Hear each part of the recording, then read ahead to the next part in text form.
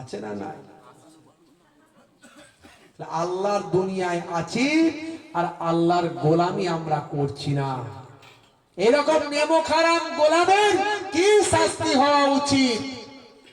ফেরাউনকে দেখাচ্ছে, দেখো এটা কার লেখা না, এইরকম নেমো খারাপ গোলামের পানিতে ডুবিয়ে মারা উচিত। বুঝতে পেরেছে এ তো আমার হুকুমটাই আমার উপর প্রযোজ্য হচ্ছে।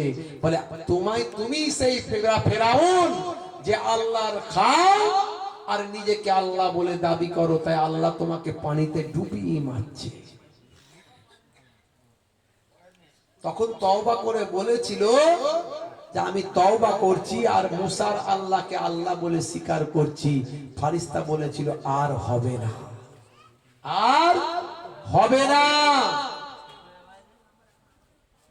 সারা জীবন কলেমা পড়লো না, মরার সময় কলেমা পড়ছে। আল্লাহ বলছেন আর কবুল হবে না, আর গ্রহণ করা হবে না।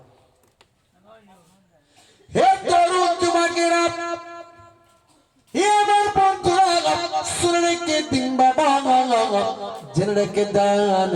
হে মুসলমান, সবাই নীল দরিয়ায় ডুবে গেল, কেউ বাঁচলো না।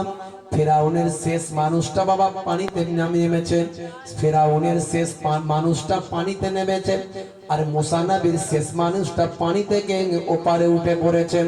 আমার আল্লাহর হুকুমে পানিটা সমান হয়ে গেছে।